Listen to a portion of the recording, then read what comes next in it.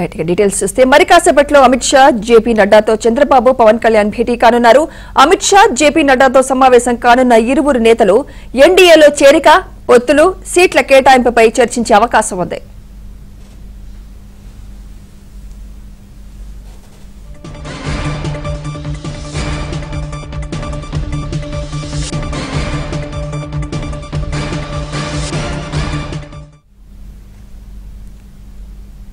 BJP పెద్దల పిలుపుతో ఆయన హస్తిన వెళ్లడం నెల రోజుల్లో ఇది రెండోసారి. గత నెల 7న కేంద్ర హోంమంత్రి అమిత్ షా ఆహ్వానంతో ఆయన ఢిల్లీ వెళ్లారు.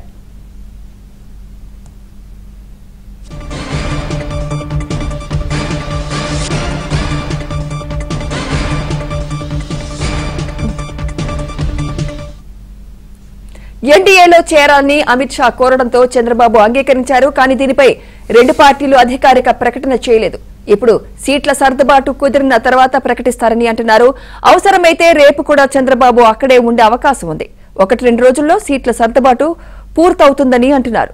ఇక ఇదే అంశంపై మరింత సమాచారం మా ఢిల్లీ బ్యూరో చీఫ్ కృష్ణ అందిస్తారు. కృష్ణ, సుమిత్ర, మరికొద్ది సేపట్లో అమిత్ షా అదేవిధంగా జేపీ నడ్డాలతో చంద్రబాబు నాయుడు, పవన్ కళ్యాణ్ భేటీ కాబోతున్నారు. ఇద్దరు కలిసే ఈ సమావేశంలో పాల్గొనబోతున్నారు. పవన్ కళ్యాణ్ కూడా ఢిల్లీకి చేరుకున్నారు.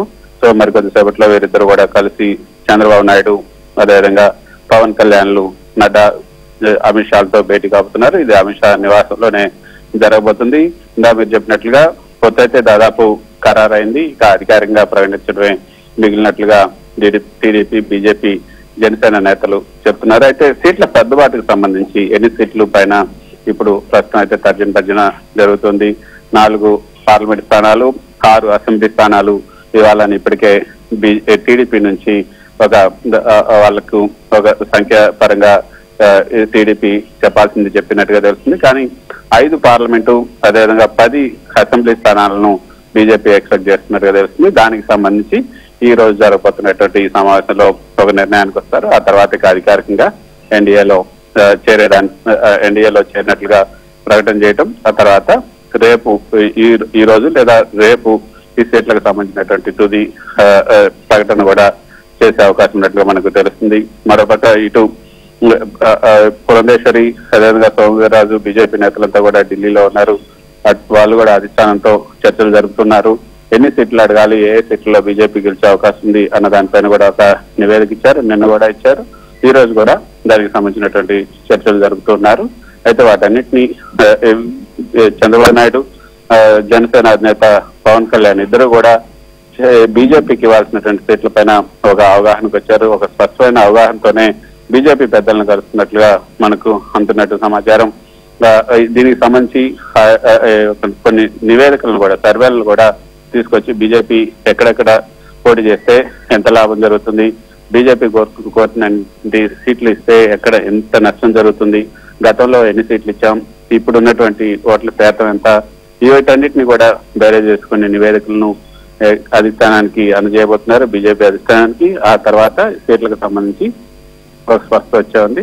మాక్సిమం బీజేపీకి 4 నుంచి 5 పార్లమెంట్ స్థానాలు, 6 నుంచి 8 అసెంబ్లీ స్థానాలు మాత్రమే ఆఫర్ చేసినట్లుగా ఇటు టీడీపీ వర్గాల నుంచి మనకు అందుతున్నట్టు సమాచారం. మరి నడ్డా అదేవిధంగా అమిత్ షా ఈ ప్రతిపాదనకు అంగీకరిస్తారా లేదా, మరి వాళ్ళు చెప్పే ప్రతిపాదనలు ఏముంటాయి? ఈ రోజు కనుక ఈ సీట్లకు సంబంధించి ఒకవేళ వీళ్ళు ఆఫర్ చేసినటువంటి సీట్లు బీజేపీ, అమిత్ షా, నడ్డాలకు మళ్ళీ బీజేపీ నేతలతో చర్చించి, రాష్ట్ర నేతలతో చర్చించి మళ్ళీ మరోసారి సమావేశం అవుదామని చెప్తే రేపు కూడా ఇక్కడే ఉండి దీనికి సంబంధించినటువంటి అంశం పైన ఏదైతే తుది చర్చలు కూడా జరిపి రేపు సాయంత్రం ఢిల్లీ నుంచి ఆయన చంద్రబాబు హైదరాబాద్ బయలుదేరి వెళ్ళాలనుకుంటున్నారు.